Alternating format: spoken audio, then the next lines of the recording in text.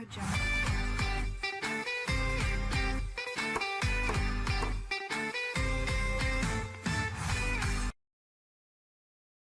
आपका पहला प्रश्न है बच्चों। जब भी आपके सामने प्रश्न आता है, पहला काम आप प्रश्न को बड़े ध्यान से पढ़िए। और इसमें क्या नोट करने लायक चीज होती है कि जब भी आप कोई गणित का प्रश्न हल करते हैं तो इकाई समान होने चाहिए। इकाई मतलब यूनिट। जैसे अभी हम इस प्रश्न को पढ़ेंगे तो इसमें दिया है कि 50 मीटर लंबी, 6 मीटर ऊंची और आधा मीटर चौड़ी दीवार बनाने में 25 सेंटीमीटर लंबी, 15 सेंटीमीटर चौड़ी व 5 सेंटीमीटर ऊंची कितनी ईंटों की आवश्यकता होगी। तो बच्चों आपको पता है कि जो दीवार का जो आकार है वो घनाभ होता है और जो ईंट है वो भी घनाभ के आकार का है। तो हम यहां क्या करेंगे, अब चूंकि जो दीवार की जो लंबाई चौड़ाई ऊंचाई दी गई है वो मीटर में दिया गया है, तो हम यहां क्या करने वाले हैं, हम पहले इकाई को समान कर लेंगे। अभी देखिए यहां जो दीवार की जो लंबाई दी है 50 मीटर है, उसको हमने सेंटीमीटर में कन्वर्ट कर लिया, हमने 100 से गुणा किया। यहां आप कन्वर्शन यूनिट देख सकते हैं, 1 मीटर बराबर 100 सेंटीमीटर। तो 50 मीटर में कितना सेंटीमीटर होगा, हमने 50 का 100 से गुणा किया है तो हमें ये 5000 मिला है। उसी तरह से 6 में आप 100 का गुणा करोगे तो 600 सेंटीमीटर। और आधा मीटर यानी हम 1/2 को अगर जो 100 से गुणा करते हैं तो यहां हमें 50 सेंटीमीटर हमें मिलेगा। तो हमने जो है दीवार की जो लंबाई चौड़ाई और ऊंचाई है उसको सेंटीमीटर में कर दिया है, क्योंकि हमारे जो ईंट की ऊंचाई है, लंबाई चौड़ाई ऊंचाई जो दी गई है वो पहले से आपको सेंटीमीटर में दिया गया है। तो कभी भी प्रश्न हल करते समय हमारी इकाई जो है वो एक जैसी होनी चाहिए, तभी हमें सटीक उत्तर मिलेगा। अब इसके बाद हमें क्या करना है, हमें यहां पूछा गया है कि भाई दीवार बनाने के लिए हमें कितनी ईंटों की आवश्यकता होगी। तो ये तो हमारा एक पार्ट हो गया कि हमने जो है दीवार की जो लंबाई चौड़ाई जो ऊंचाई है हमने सेंटीमीटर में कर दिया है। ईंट की पहले से लंबाई चौड़ाई ऊंचाई सेंटीमीटर में दी थी। तो इस तरह के प्रश्न हल करने के लिए आपको क्या करना पड़ेगा, आपको लिखना पड़ेगा कुल ईंट। यहां पूछा गया कि भाई कितनी ईंट लगेगी दीवार बनाने के लिए, तो आपको दीवार का घनफल ऊपर लिखना है बटे एक ईंट का घनफल से भाग देना है। और चूंकि मैंने आपको पहले ही कहा कि जो दीवार है या जो ईंट है वो घनाभ के आकार का होता है, और घनाभ का जो घनफल है लंबाई गुणे चौड़ाई गुणे ऊंचाई। तो जितने भी सूत्र जब जब आपको आते हैं आप हमेशा एक पेज पे नोट करके रखें और उसको अंतराल पे आप रिवाइज करते रहें, यानी बार बार उसको दोहराते रहेंगे तो सारे सूत्र जो है आपको अच्छे से याद हो जाएंगे। तो अभी देखिए यहाँ ईंट की जो दीवार की जो लंबाई थी वो 5000 था, चौड़ाई जो है ये जो लंबाई है 5000 है, चौड़ाई जो है 600 है और ऊंचाई जो है 50 है, बटे ईंट की जो है लंबाई 25 है, चौड़ाई जो है 15 है और ऊंचाई जो है वो 5 सेंटीमीटर। अब हमें इसे संक्षिप्त रूप देना है, इसलिए मैंने कहा कि आप जब सवाल प्रश्न को हल करते हैं मेरे साथ में तो ये चीज आप अपने नोटबुक में लिखिए और इसे जो है आप संक्षिप्त रूप देने की कोशिश कर दिए अपने तरीके से। क्योंकि जब आप संक्षिप्त रूप देंगे, संक्षिप्त रूप देने का मतलब इसको काटना भी आप कह सकते हैं, भाग देना कह सकते हैं, तो तभी आपको जो है सवाल समझ में आया कि भाई उत्तर जो आ रहा है वो कैसे आया है। तो अभी देखिए ये हमें संक्षिप्त रूप देना है, मैंने तो ऑलरेडी संक्षिप्त रूप दे दिया है, फिर भी जो है आपको बताने के लिए मैं यहां आपको संक्षिप्त रूप बता रहा हूं कि मैंने कैसे किया है। मैंने 25 का पहाड़ा पढ़ा है, आपको तो पता होगा 25 का पहाड़ा हम 2 बार पढ़ेंगे तो हमें 50 मिलेगा, तो 25 एकम 25 और यहां जो है 50 जो है 25 दूनी 50, इसके आगे 2 शून्य है इसलिए मैंने यहां जो है 2 शून्य डाल दिया। अब ठीक इसी तरह से मैं 15 का पहाड़ा पढ़ रहा हूं, 15 का पहाड़ा आप 4 बार पढ़ेंगे तो आपको जो है 60 मिलेगा, 15 एकम 15 और 15 चौको 60 और एक शून्य बच गया है इसलिए इसके आगे एक शून्य मैंने डाल दिया। अब उसी तरह से जो है आखिरी 5 एकम 5, 5 एकम 5 और एक शून्य बच गया, हमने उसके आगे लगा दिया। तो अभी हमने क्या किया, 200 का गुणा 40 में और 10 में हमने किया, तो हमारा जो उत्तर आ रहा है वो आ रहा है 80,000 आ रहे हैं। तो ईंटों हमें कुल कितने ईंट लगेंगे, अब हमें ऑप्शन में देखना है कि 80,000 हमें कहाँ दिया गया है। तो हम ऑप्शन की ओर देखते हैं कि हमें 80,000 का ऑप्शन किधर है। तो यहाँ आप देखेंगे कि ऑप्शन नंबर 4 में आपको जो है 80,000 दिखाई दे रहा है। तो ये जो है हमारा प्रश्न ऑप्शन नंबर 4 को हम टिक करेंगे। तो इस तरह से हमने जो है प्रश्न को हल किया है। और गणित में एक्सपर्ट बनने के लिए बच्चों आपको पहाड़े याद होने चाहिए, मुंह जवानी। पहाड़े याद क्यों होना चाहिए? ताकि आप जो बड़ी संख्या का उपयोग करेंगे, आपका समय बचेगा। आपको पता है कि शिष्यवृत्ति परीक्षा में हमारे पास समय की कमी होती है और हमारा कैलकुलेशन में ही ज्यादा टाइम जाता है। तो इससे समय बचाने के लिए हमें ज्यादा से ज्यादा हमें पहाड़े याद होने चाहिए, वर्गमूल याद होना चाहिए, घनमूल वर्गमूल कम से कम 30 तक आपको याद रखना है, घनमूल जो है वो कम से कम 15 तक, घन जो है 15 तक आपको याद रखना है।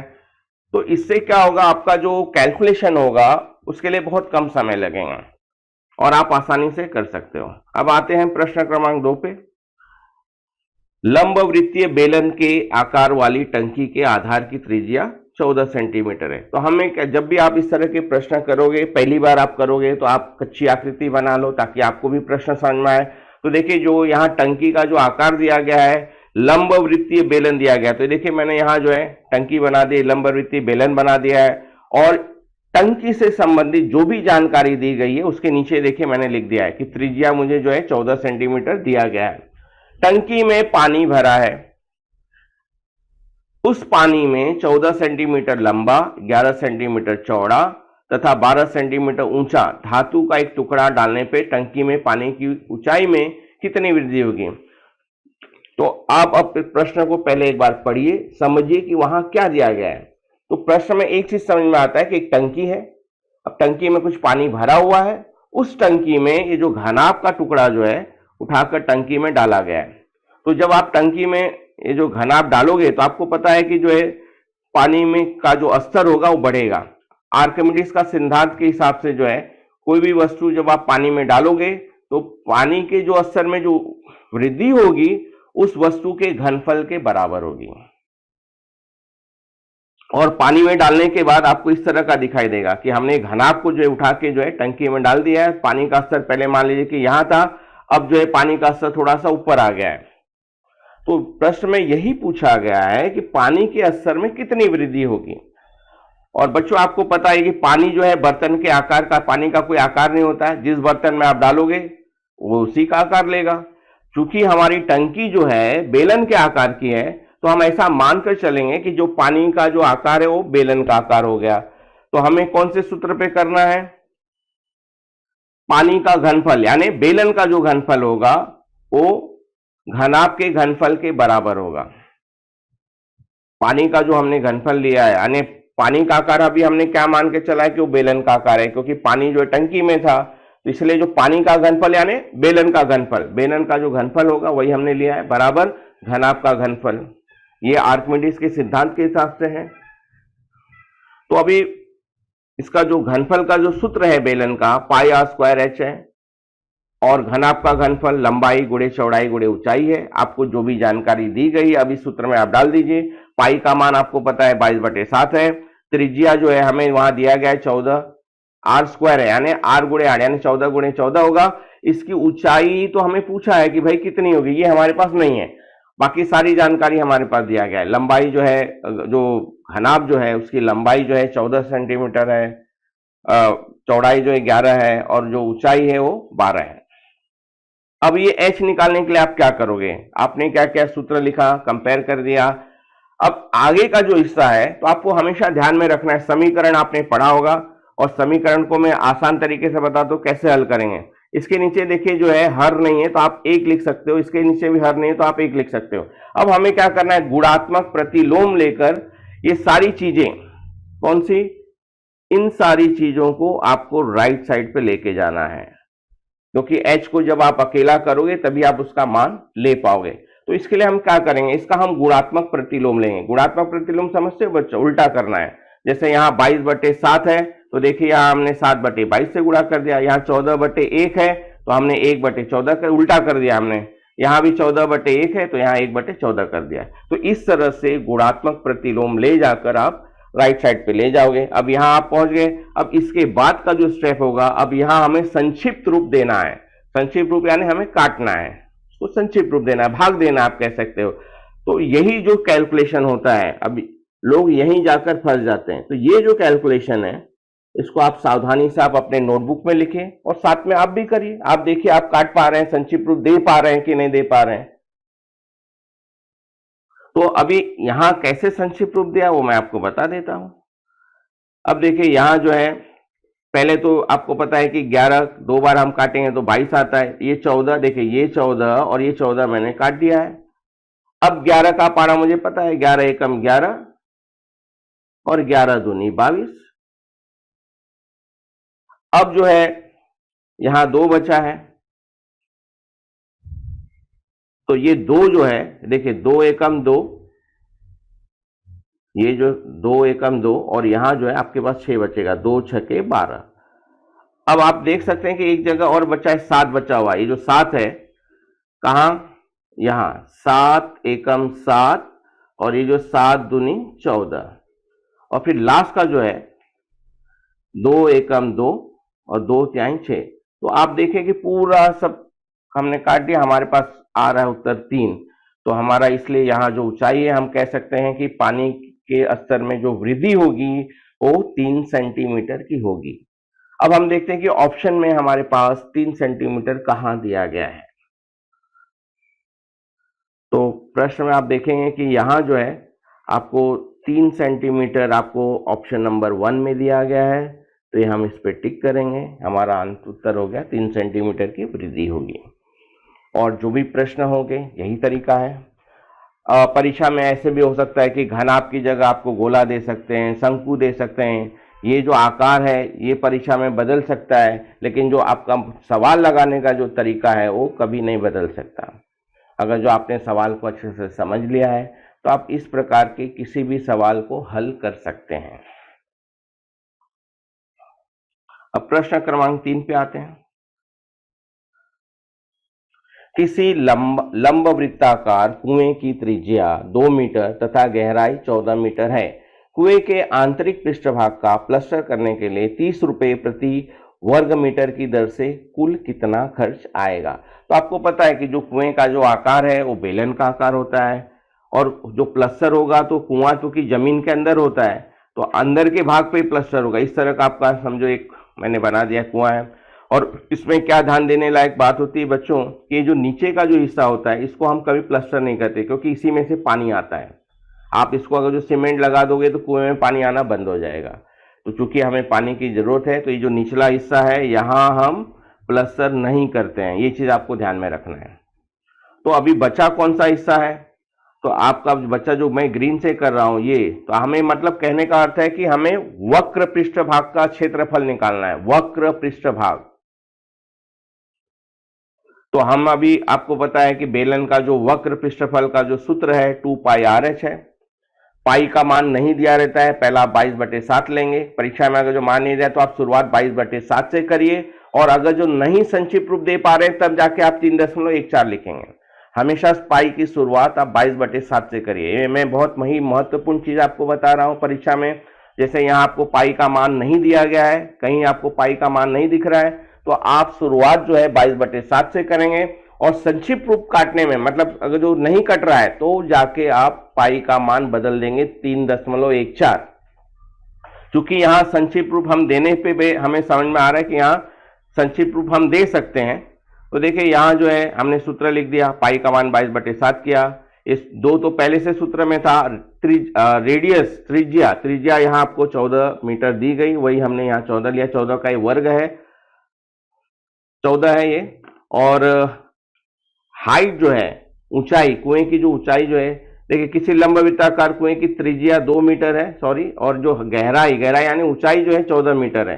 तो यहां हमें 2 चीज समझ में आता है कि R जो है हमारा 2 मीटर है और जो ऊंचाई है वो हमारा 14 मीटर है। इसलिए प्रश्न को पढ़ना जरूरी होता है कि क्या चीजें दी गई है, हमने नोट कर लिया।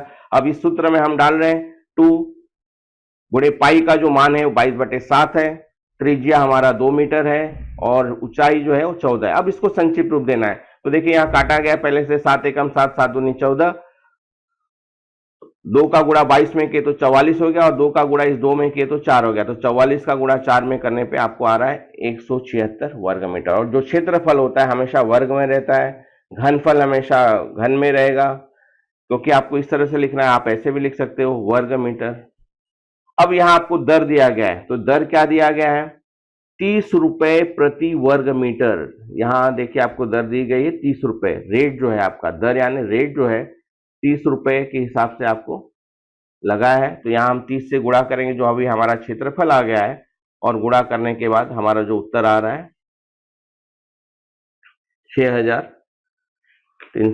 176 का गुणा आप 300 में करेंगे, तो ये आपका जो है उत्तर हो गया।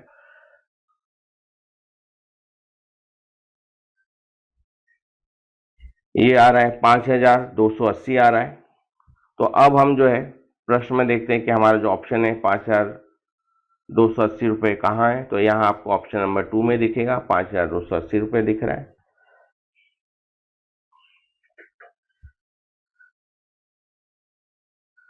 अब हम अगले प्रश्न की ओर जाते हैं।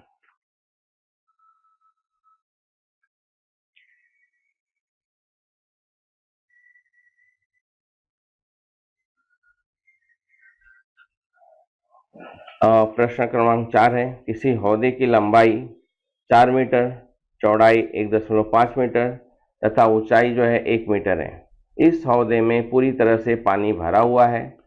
8 लीटर माप वाली बाल्टी के इस हौदे को खाली करना हो तो कितनी बाल्टी पानी निकालना होगा? 1000 घन सेंटीमीटर बराबर 1 लीटर। तो देखिए यहाँ जो हौदा जो है आपका वो घनाभ के आकार का होगा। हौदा यानी टंकी होती है, जमीन पे बनाई गई रहती है। किसी हौदे की लंबाई, और लंबाई चौड़ाई ऊंचाई से आप समझ जाए कि जो आकार है वो आपका घनाभ का आकार है। तो यहाँ हमारे पास जो है लंबाई चौड़ाई ऊंचाई सब दिया हुआ है। इस हौदे में पूरी तरह से पानी भरा हुआ है। 8 लीटर माप वाली बाल्टी से इस हौद को खाली करना हो तो कितने बाल्टी पानी निकालना होगा? तो पहले हम क्या करेंगे, हौदे का हम घनफल निकाल देंगे। हौदे का जो घनफल है, लंबाई गुणे चौड़ाई गुणे ऊंचाई, क्योंकि वो घनाभ के आकार का है। तो हमने जो है यहाँ सब डालने के बाद हमें आ रहा है उत्तर हमारा 6 घन मीटर। ये जो हौदे का जो घनफल, मैंने आपको पहले ही कहा कि घनफल जो है क्यूब में रहेगा। ऊपर हमने 3 डाला है, क्षेत्रफल रहेगा तो ऊपर हम 2 डालते हैं, वर्ग मीटर रहेगा। चूंकि ये घनफल है तो यहाँ घन मीटर आएगा, 6 घन मीटर। अब हम क्या करेंगे कि जो घन मीटर है इसको हम किस में कन्वर्ट करेंगे? लीटर में कन्वर्ट करेंगे। देखिए यहाँ जो है मैंने कन्वर्ट किया हुआ है, 1 घन मीटर में 1000 लीटर पानी होता है। तो इसको मैंने 1000 से जो है गुणा कर दिया है, 6000 लीटर है। 1 घन मीटर में 1000 लीटर पानी आएगा। तो 6 घन मीटर में 6000 लीटर पानी आ गया। अब चूंकि हम बाल्टी से पानी निकाल रहे हैं, बाल्टी का जो माप है वो 8 लीटर दिया गया यहाँ। तो बाल्टी की संख्या होगी हौदे का घनफल बटे बाल्टी का घनफल। तो अब हम 6000 को हम क्या करेंगे, 8 से हम भाग देंगे, और आप संक्षिप्त रूप देके देखिए कि आपको कितना उत्तर आ रहा है। यहाँ जैसे 750 आ रहा है मुझे, आप इसको संक्षिप्त रूप देके देख सकते हैं कि आपको उत्तर कितना आ रहा है। तो उत्तर 750 आएगा। तो ऑप्शन क्रमांक 1 पे हमें 750 दिया गया है, तो ये उसका उत्तर हो गया।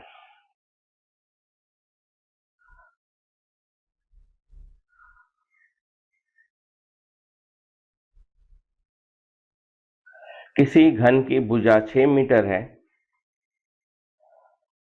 और भुजा की लंबाई जो है 12 सेंटीमीटर कर दिया जाए तो घन का घनफल कितना गुना बढ़ जाएगा? तो आपको याद होगा कि पहले लेक्चर में मैंने आपको बताया था कि अगर जो घन की भुजा हम दुगुना करेंगे तो घनफल जो है 8 गुना हो जाएगा। आप घन की भुजा 3 गुना करोगे तो घनफल जो है 27 गुना हो जाता है। एक साधारण सा सूत्र है, मैं वापस से रिपीट करता हूं। अगर जो हम घन की भुजा दुगुना करेंगे तो घनफल जो है 8 गुना हो जाएगा। इसलिए यहाँ सवाल हमें लगाना नहीं। कुछ सवाल ऐसे होते हैं कि 1 मिनट में आप 10 सेकंड के अंदर आप उत्तर दे सकते हो। देखिए घन की भुजा 6 मीटर है स्टार्टिंग में, उसको अभी 12 सेंटीमीटर 1200 सेंटीमीटर कर दिया। तो 1200 सेंटीमीटर को आप मीटर में कर दीजिए, 100 से आपने भाग दिया। ये 1200 सेंटीमीटर है और ये मीटर है। मैंने आपको पहले ही कहा कि जब भी आप सवाल करोगे इकाई हमेशा एक जैसी होनी चाहिए, तभी आप जो है सटीक उत्तर दे पाओगे। तो यहाँ जैसे 1200 सेंटीमीटर दिया गया है तो उसको हमने क्या किया, मीटर में कर दिया है, तो हमें 12 मीटर आ रहा है। अब ये दोनों में क्या संबंध दिख रहा है कि पहले भुजा 6 मीटर थी, अब 12 मीटर आ गया, यानी दुगुना हो गया। भुजा दुगनी हो गई, इसलिए जो घनफल जो है वो 8 गुना हो जाएगा। तो हम सीधा सीधा यहाँ बिना कैलकुलेशन के 8 गुना कर देंगे। और अगर जो मान लो ये 1800 होता था, जैसे यहाँ 1200 दिया ना आपको, अगर जो मान लो परीक्षा में देंगे कि भाई पहले घन की भुजा 6 मीटर थी, अब उसको 1800 सेंटीमीटर कर दिया गया, तो घनफल कितना गुना बढ़ जाएगा। तो ये भी वैसे उसी तरह से प्रश्न करेंगे आपकी, जैसे यहाँ 1800 दिया है सेंटीमीटर और उसको आप 100 से भाग देंगे तो आप देखेंगे कि 18 आ गया। तो जो 6 से 18 यानी 3 गुना हो गया, तो घनफल जो हो जाएगा वो 27 गुना हो जाएगा। तो इसे कैलकुलेशन की जरूरत नहीं, ये दो सूत्र पे आप आराम से जो है उत्तर दे सकते हो। प्रश्न क्रमांक 6,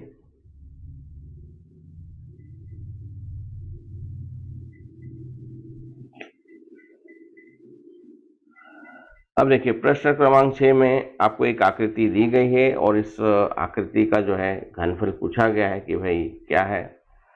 संलग्न आकृति में बेलन के आधार की त्रिज्या 7 सेंटीमीटर है, ऊंचाई 10 सेंटीमीटर है। तो आपको क्या करना है, आकृति दी गई तो आप यहाँ जो है मार्किंग कर सकते हो। यहाँ जो त्रिज्या जो है, जैसे मैं यहाँ मार्क कर देता हूँ, ये जो है 7 सेंटीमीटर जो है मुझे दिया गया है। तो कच्ची आकृति में आप लिख सकते हो कि जो बेलन की जो त्रिज्या है वो 7 सेंटीमीटर है। ऊंचाई यानी यहाँ से बेलन की जो ऊंचाई है आपको 10 सेंटीमीटर दिया गया है, ये 10 सेंटीमीटर मैंने लिख दिया। इस बेलन पे इतनी ही त्रिज्या तथा 3 सेंटीमीटर ऊंचाई वाला एक शंकु रखा गया है, यानी ये जो शंकु की त्रिज्या है वो भी 7 सेंटीमीटर है और इसकी जो ऊंचाई है शंकु की वो जो है 3 सेंटीमीटर आपको दिया गया है। अब हमें ये जो संपूर्ण आकृति है इसका घनफल निकालना है। तो आप आकृति में देख सकते हैं कि ऊपरी हिस्सा जो है शंकु है, तो आप शंकु का घनफल निकालेंगे और नीचे वाला जो हिस्सा है वो बेलन है, तो हम बेलन का घनफल निकालेंगे। तो यहाँ आप चाहे तो साथ में भी लिख के कर सकते हैं। जैसे शंकु का घनफल है 1/3 पाई आर स्क्वायर एच। 1/3 पाई का मान मैंने आपको पहले ही कहा कि 22/7 से शुरुआत करना है। त्रिज्या आप देख सकते हैं, शंकु की जो त्रिज्या है वो 7 सेंटीमीटर है, 7 × 7, और ऊंचाई जो है 3 सेंटीमीटर है। तो संक्षिप्त रूप देने पर आप देख सकते हैं कि ये 3 और 3 कट गया, ये 3 और ये 3 कट गया है, ये 7 और ये 7 कट गया। 22 का गुणा हम 7 में करेंगे तो हमें आएगा 154 घन सेंटीमीटर। अब इसके बाद जो नीचे वाला जो आकृति का जो हिस्सा है वो घनफल है, बेलन है। तो हमने क्या किया, बेलन के घनफल का सूत्र लिखा, पाई आर स्क्वायर एच। पाई 22/7 हो गया, त्रिज्या यहाँ भी 7 दी गई तो 7 × 7, और ऊंचाई जो है 10 सेंटीमीटर। तो अब 7 और 7 जो है संक्षिप्त रूप में कट गए। 22 का गुणा 7 में किया आपने और फिर 10 में किया तो 1540 हो गया। अब इसको हम दोनों जोड़ देंगे। शंकु का घनफल हमारा आ रहा है 154 और बेलन का घनफल आ रहा है 1540। दोनों का जो योगफल होगा वो संपूर्ण आकृति का घनफल होगा और ये आ रहा है 1694 1694 घन सेंटीमीटर, और ये ऑप्शन क्रमांक 2 में हमें दिया गया है। तो ये ऑप्शन क्रमांक हमारा 2 हो गया। तो इस तरह के जो भी प्रश्न हैं, कभी कभी आपको आकृति नहीं दी गई रहेगी तो आप रफ वर्क में जो है आप बना सकते हैं प्रश्न को समझने के लिए। और दूसरी चीज ये महत्वपूर्ण ये होती है कि आपको जो भी आकृति से संबंधित सूचना दी गई है, जानकारी दी गई है, उस कच्ची आकृति में आप लिख सकते हैं। जैसे देखिए यहाँ मैंने आपके लिए जैसे लिखा, तो इससे क्या होता है कि हमें समझ में आता है कि भाई कितनी ऊंचाई है, क्या त्रिज्या है, तो हमें बार बार आकृति देखकर हमें सब समझ में आ जाएगा, फिर हम फटाफट जो सवाल को कर सकते हैं। प्रश्न क्रमांक 7, अब देखिए यहां दिया है कि किसी सभागृह की लंबाई जो है 20 मीटर है, चौड़ाई 17 मीटर है। इस सभागृह में आधा मीटर भुजा वाले वर्गाकार टाइल्स बिछाने के लिए कुल कितने टाइल्स की आवश्यकता होगी। तो आपको पता है कि जो सभागृह होता है वो घनाभ के आकार का होता है और यहाँ हमें टाइल जो बिछानी है वो फ्लोर पे बिठानी है, फर्श पे बिठानी है। तो हमें जो है फर्श का जो है क्षेत्रफल हमें लगेगा। तो सभागृह का देखिए यहाँ जो मैंने जानकारी इकट्ठी कर ली, हम सभागृह के बारे में हमें क्या जानकारी दी गई कि उसकी लंबाई और चौड़ाई क्या दिया गया है। तो आपको पता चला है कि यहाँ जो लंबाई है वो 20 मीटर है और चौड़ाई जो है वो 17 मीटर है। और जो टाइल दिया गया है, टाइल आप देखें कि यहाँ आधा मीटर दिया है, मैंने इसको सेंटीमीटर में किया, आप नहीं भी करोगे तो सवाल कर सकते हो। मैंने सेंटीमीटर में इसलिए किया कि थोड़ा सा आसानी रहेगा। तो आपको पता ही है कि 1 मीटर में 100 सेंटीमीटर होते हैं। तो जैसे यहाँ 20 मीटर है तो 2000 सेंटीमीटर, 17 मीटर है तो 1700 सेंटीमीटर। हमने 100 का गुणा कर दिया है, हमने मीटर को सेंटीमीटर में कर दिया है। अब टाइल्स देखिए आपको आधा मीटर दिया है, तो आपको पहले ही बताया कि आधे का गुणा हमने 100 में कर दिया, क्योंकि 1 मीटर बराबर 100 सेंटीमीटर, तो आधा मीटर यानी 50 सेंटीमीटर। अब आपको टाइल की संख्या निकालनी है, तो भाई सभागृह का जो क्षेत्रफल होगा, फर्श का क्षेत्रफल बटे एक टाइल का क्षेत्रफल। तो सभागृह चूंकि आयत का आकार का होगा, जो फर्श होगा वो आयत का आकार का होगा, तो हमें आयत के क्षेत्रफल के सूत्र का उपयोग करना है। आयत का क्षेत्रफल है आपका लंबाई गुणे चौड़ाई, और जो टाइल्स है वो वर्गाकार टाइल है, यहाँ लिखा हुआ है वर्गाकार टाइल, तो आपको यहाँ वर्ग का क्षेत्रफल निकालना है। वर्ग का क्षेत्रफल होता है भुजा गुणे भुजा, साइड गुणे साइड कह सकते हो या भुजा गुणे भुजा कह सकते हो। तो देखिए लंबाई जो है 2000 है, चौड़ाई जो है 1700 है, और साइड गुणे साइड यानी भुजा गुणे भुजा वो 50 गुणे 50 आ रहा है। अब इसको आप संक्षिप्त रूप देने के बाद जो आपका उत्तर होगा वो उत्तर होगा। तो देखिए यहाँ शून्य शून्य में काट देता हूँ, ये और ये कट गया। 5 का पहाड़ा पढ़ सकते हो, 5 एकम 5, 5 चौको 20, और यहाँ 2 शून्य, और फिर ये जो 5 बचा हुआ है आप करोगे तो 5 एकम 5, 5 बटे 40, 80। अब 80 का गुणा आप 17 में कर दो, तो जो आपका उत्तर होगा वो उत्तर हो जाएगा। तो आप इसको करके देख सकते हैं। तो इसका जो उत्तर है 1360 आ रहा है, तो यहाँ जो उत्तर होगा 1360 ऑप्शन क्रमांक 1 में आ रहा है। हमने क्या किया, यहाँ 80 का गुणा हमने 17 में कर दिया है, और गुणा करने के बाद जो उत्तर आ रहा है 1360 आ रहा है। तो हमें कुल टाइल की संख्या हमें पता चल गई, 1360 आएगा।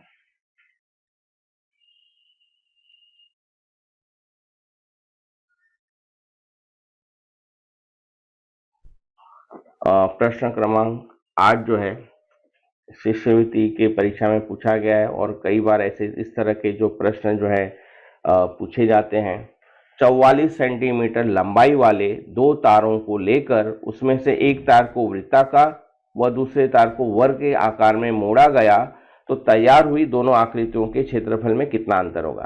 तो आपको प्रश्न कैसे समझना है बच्चों, कि देखिए यहाँ 2 तार लिया गया है।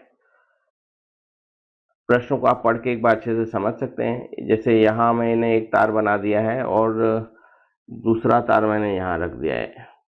इस तरह के 2 तार हैं, दोनों की लंबाई समान है, यानी जो तार की जो लंबाई है बच्चों, ये आपको 44 जो है 44 सेंटीमीटर दिया गया, यानी इस तार की लंबाई 44 सेंटीमीटर है, और ये दोनों तार की लंबाई समान है 44 सेंटीमीटर।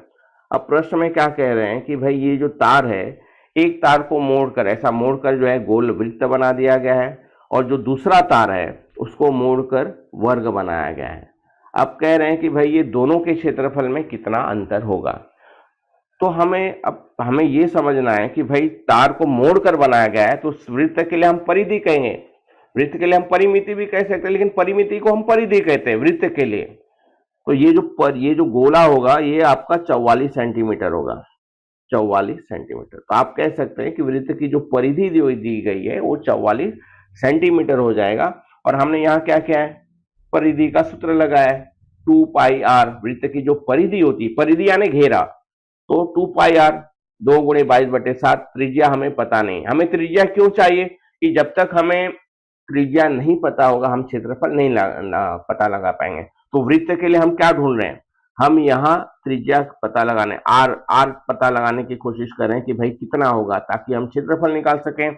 और यहाँ वर्ग में हमें भुजा निकालना पड़ेगा, हमें भुजा नहीं दिया गया, परिमिति दी गई है, तो यहाँ हमें भुजा निकालना है और यहाँ हमें त्रिज्या निकालना है। ये 2 चीज आप ध्यान में रखें। तो चूंकि तार को मोड़कर वृत्त बनाया गया, इसलिए हमने कहा कि भाई परिधि जो होगी वो 44 सेंटीमीटर होगी।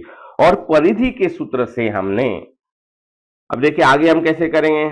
अब यहां मैंने आपको बताया कि गुणात्मक प्रतिलोम करना है, जो 44 ये जो 1/2 हो जाएगा, या आप ऐसे कर सकते हैं कि जो उल्टा करके आपको गुणा करना है, तो 1 ऊपर जाएगा, जो हमने लिखा नहीं है, 7 ऊपर चला जाएगा, और 2 और 22 नीचे आ जाएंगे। अब इसको आप संक्षिप्त रूप दे दीजिए, तो आपको पता है कि 22 दूनी 44 होता है, तो 44 कट गया, आपको 7 मिल गया। यानी अभी आपने वृत्त की जो है त्रिज्या पता लगा ली कि भाई 60 सेंटीमीटर 7 सेंटीमीटर आ रहा है।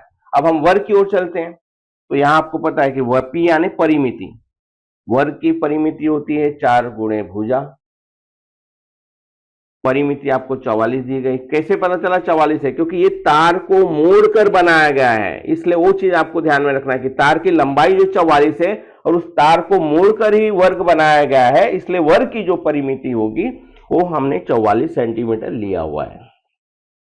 तो ये आपका 44 हो गया। परिमिति का सूत्र जो है 4 गुणे भुजा। तो ये जितने भी सूत्र आते हैं बच्चों, ये आपको जो मैंने पहले कहा कि हमेशा नोट करके रखना है, याद रखना है, ताकि आपको जब भी सूत्र की जरूरत पड़े आपको याद रहे कि भाई इस चीज का ये सूत्र है। तो यहाँ 4 गुणे भुजा होता है, हम 44 को 4 से भाग दे देंगे तो हमें भुजा आ जाएगा 11। अब चूंकि आपके पास ये पता चल गया कि भाई वृत्त की जो त्रिज्या है वो 7 सेंटीमीटर है और जो वर्ग बन रहा है उसकी भुजा जो है वो 11 सेंटीमीटर आ रही है। अब हम दोनों का क्षेत्रफल निकाल लेते हैं, क्योंकि हमें यहाँ प्रश्न में पूछा है कि दोनों आकृतियों के क्षेत्रफल में कितना अंतर होगा। तो हमें जो जरूरत की चीज थी वो हमने निकाल दिया। अब हम क्षेत्रफल की ओर बढ़ते हैं। तो देखिए यहां आपको पता है कि वृत्त का क्षेत्रफल होता है पाई आर का वर्ग, और यहां 7 और 7 कट गया, 154 आ गया वर्ग सेंटीमीटर। और वर्ग का जो है क्षेत्रफल होता है भुजा का वर्ग, भुजा गुणे भुजा भी आप कह सकते हो। तो 11 गुणे 11 121 जो है वर्ग सेंटीमीटर। अब दोनों का आप अंतर निकाल दीजिए, आप देखिए कि आपको क्या आ रहा है। तो 154 में से हमने 121 घटा दिया, क्योंकि वृत्त जो बन रहा है वो उसका क्षेत्रफल ज्यादा आ रहा है, 154 आ रहा है, और जो वर्ग आ रहा है उसका क्षेत्रफल 121 आ रहा है। तो कभी कभी प्रश्न में यह भी पूछा जा सकता है कि किसका क्षेत्रफल बड़ा होगा। इस प्रश्न को मोड़कर ट्विस्ट करके भी पूछा जा सकता है कि भाई तार को, दो तारों की लंबाई समान है 44 सेंटीमीटर है, और एक तार को मोड़कर वृत्त बनाया गया, दूसरे तार को जो है मोड़कर जो है वर्ग का आकार दिया गया, तो किस आकृति का क्षेत्रफल ज्यादा है? तो हमेशा वृत्त का क्षेत्रफल ज्यादा आ गया है। देखिए यहाँ 154 आ रहा है, 131 आ रहा है, 121 आ रहा है, 121, दोनों में अभी यहां इस प्रश्न में हमें अंतर पूछा है तो हमने घटा दिया, हमारा उत्तर आ रहा है 33 वर्ग सेंटीमीटर। अब ऑप्शन में देखना है कि भाई 33 का ऑप्शन कहां दिया गया है। तो आप इस प्रश्न में देखें कि 33 जो है मुझे ऑप्शन नंबर 2 में दिया है, तो भाई मैंने ऑप्शन नंबर 2 को हम टिक कर देंगे, 33 वर्ग सेंटीमीटर।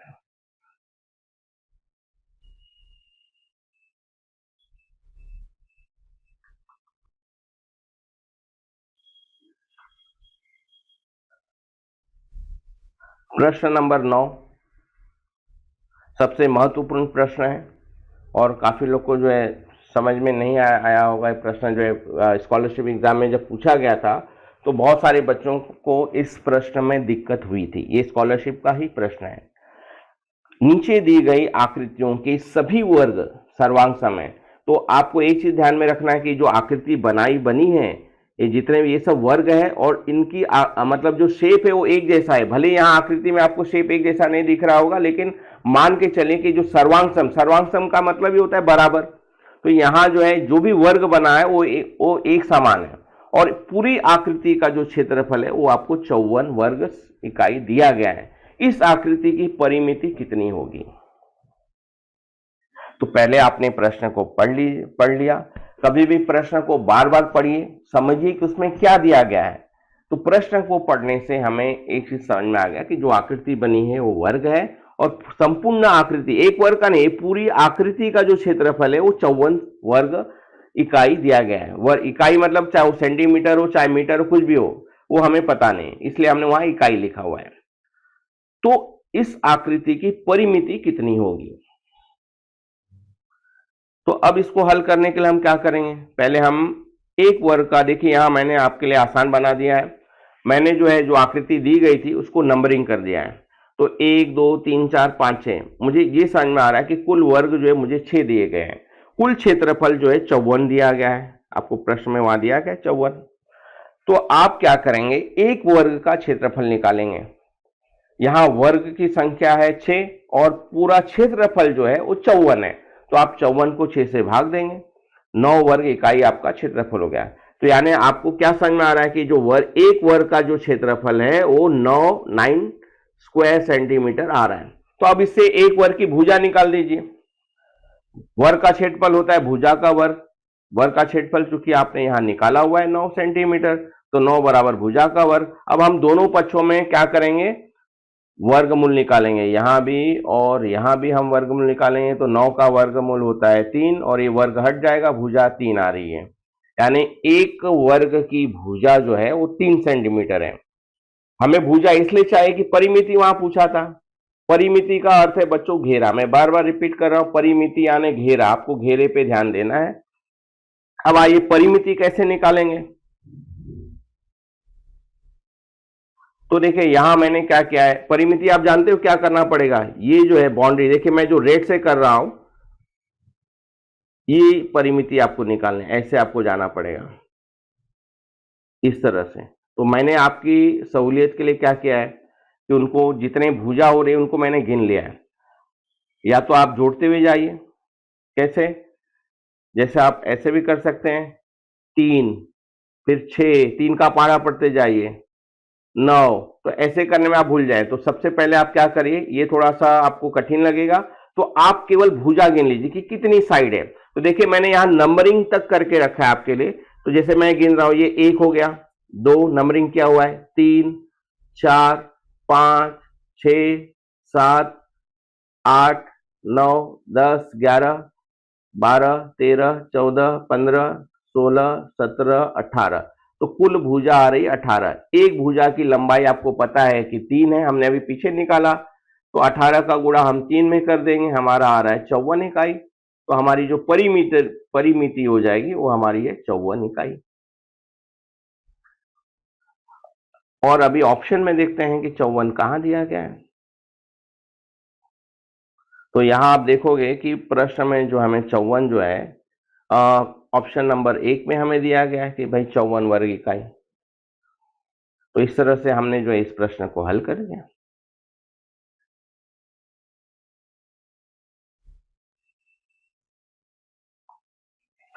अब देखिए प्रश्न क्रमांक हम 10 पे हैं।